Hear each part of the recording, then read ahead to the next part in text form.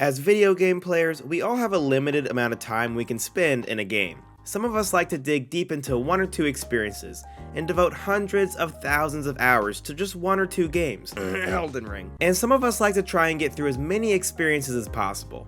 That's why we watch reviews to see which games are worth our time. After all, a short video game is still around 10 to 15 hours you can't have back. So when Rainbow Six Extraction released two middling reviews, a lot of us shrugged it off and moved on with our lives.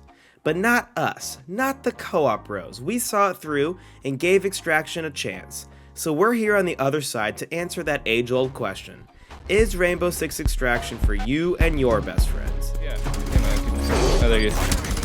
I got a good spawn. Yeah, here we go.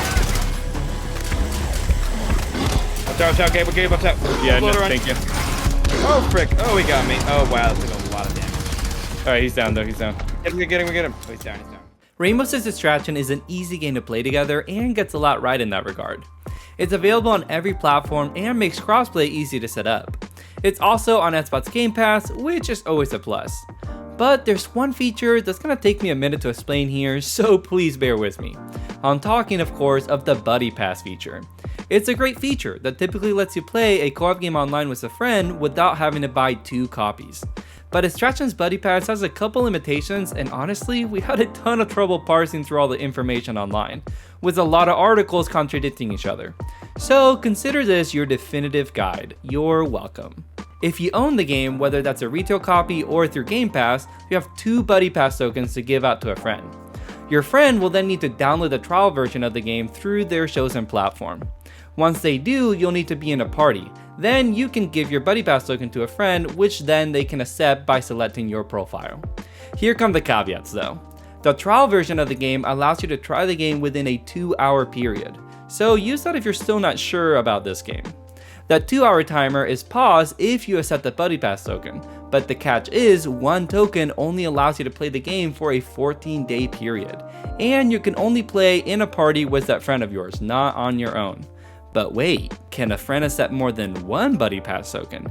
Yeah, now you're thinking ahead. In our situation, Andrew and I played this through Game Pass and each gave our friend Jake a Buddy Pass token, allowing him to play the game for a full month free. I mean, we pretty much broke the system and we don't feel too bad about it because it's Ubisoft. We tried to give him a 3rd token, but it didn't end up working, so as far as we know, the trial version will only let you accept up to 2 tokens max. Regardless, this was pretty dope since progression is saved even if you decide to buy the full version after playing through a Buddy Pass. Are you on me? Yeah, Go ahead. Alright, cover me while I do this. Put both. You gotta put both here in there. Alright, go. You had their back. Eric requested it. Dang, dude. Our line of work is dangerous. Yeah, that's I'm telling you, I got What hit matters. twice. As a sort of live service, sort of horde shooter, really more so tactical shooter, you'd probably assume the gameplay loop here is simple and you'd mostly be right. Preparing for missions in Extraction consists of choosing a location, a difficulty, finding out what your objectives are, and then choosing your squad's composition through classes and gear. Missions consist of 3 phases that change every time you play. You might start off with a rescue objective one round, but a scanning objective on the same level next time, and that's where Extraction deserves some props for adding variety to your experience. After a mission, you'll begin to rank up your operator to make them stronger by unlocking improved abilities. You'll also unlock new operators as you progress and new tech options to take into battle. Finally, one of the more interesting decisions Extraction makes is punishing death by making your operator, which is your class, unavailable if you're not able to extract them. This means if a friend goes down, it's up to you to save them and prevent you all having to go back in next time to get them back. Overall, the gameplay loop was one of the biggest reasons we enjoyed this game, because of the way it forced communication and coordination. But I'm getting ahead of myself. Tell us more, my guy.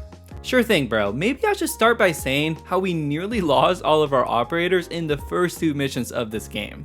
wild. Yeah, I got half the roster right now is I only have four operators left to play with. Like what? Same. That's They got insane. half my roster is Yeah. Actually, I can play Pulse again. He's at a high enough health that I can play him if I want. Yeah, you start with 9 operators, guys. Do you know how bad you have to be to nearly lose all of them? What it took to become the Frosty squad you see in these clips though, That's the stuff that makes it a good co-op game. It all starts with communication, and everything in Extraction's game design encourages that. I gotta hand it to Ubisoft, the level design in this game is awesome, layered with multiple floors, tight corridors, and Siege's trademark destructible walls. This opens up all sorts of strategic opportunities for your squad, like planning a methodical route to the exit or doing a classic breach and clear from multiple entry points. The biggest obstacle is of course the Arcanes. The Arcanes? Arcanes? The aliens, okay?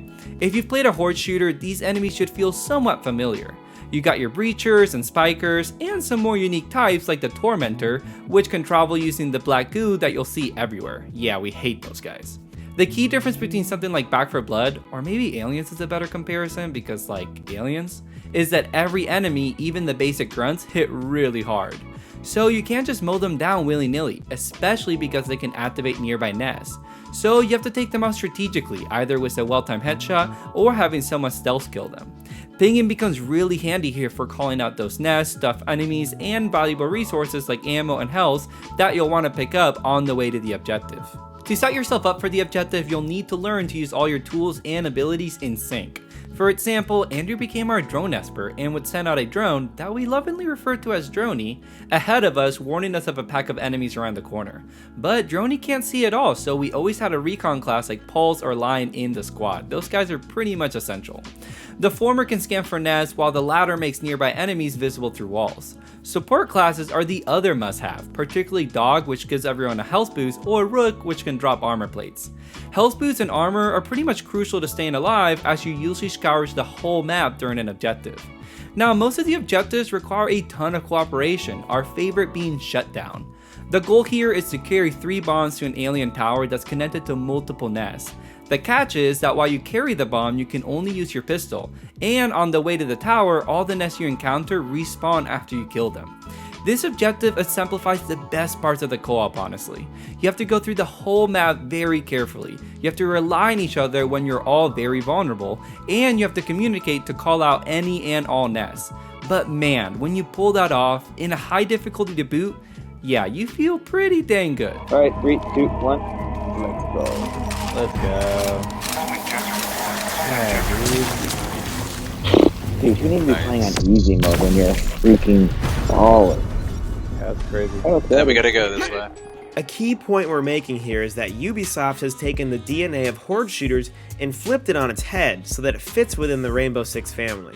So while it compares to games like Back 4 Blood and Aliens Fireteam Elite, it's really its own genre, a tactical shooter. As Gabe said, you don't just mess with an Archean, they mess with you. Unfortunately, not all of the game's elements match this design choice. Take objectives. A few in particular, like Serial Scan, force you into combat, taking away from Extraction's strengths. When an objective brings down hordes of enemies and makes it hard to tactically prepare, it feels like it's actively going against what makes this game fun. Or classes. Several of them are clearly made with skills that are useful when engaging enemies. But you want to avoid enemies at all costs, so we ended up only swapping between a few favorites like Pulse and Lion or Doc and Rook.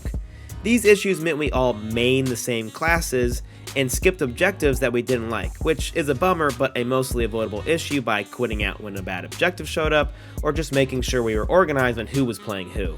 As we both pointed out by now, you have to play this game in a very specific manner. A few hits will literally activate sponge mode before you know it. With that being said, if you play Extraction the way it's meant to be played, then yeah, I think you're gonna have a good time.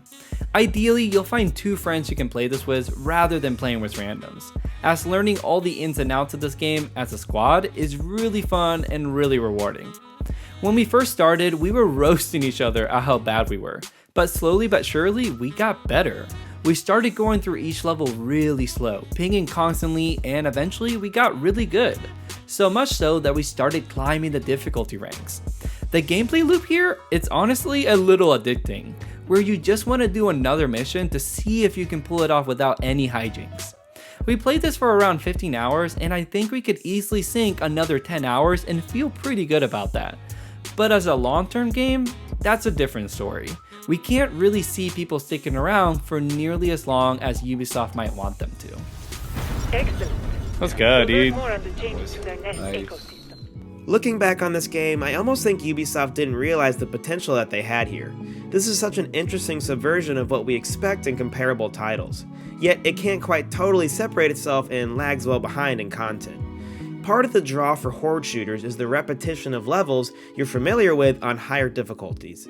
People like the feeling of conquering a game at its toughest with a group of friends. Look at the games we've mentioned, Back 4 Blood and Aliens Fireteam Elite. They both had short campaigns that wanted you to replay them over and over on higher difficulties. Rainbow Six Extraction is the same, but with no campaign at all. At the end of the day, this is a list of levels you unlock that all have the same varied objectives. That alone is going to turn some people off. So the main draw comes down to this. Do you have a dedicated fire team that wants to test their teamwork and communication skills in a tactical shooter? Then yeah, I think Rainbow Six Extraction is worth a few shots. Just be sure to game the system like we did. As always, thanks for watching, and consider sticking around by subscribing or helping us out with a like or a comment down below.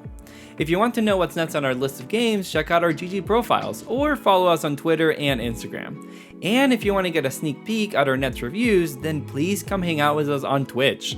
We're streaming every Monday night at 8 p.m. and every Thursday night at 6 p.m. Eastern Standard Time. You can find all those links down below. Either way, we'll see you next time on another episode of The Co-op Bros. I don't want anyone. I want to see everyone on their knees. Actually, I want to see everyone on their stomach. That's how slow we're going. Everybody. If your tummy's not on the ground, you're out. Tummy's on the ground or nothing. Hey, look See two at heartbeats how in front of me? He looks like a little worm, doesn't he? Whenever you pull your ability. Oh, yeah, you were warming and squirming, dude.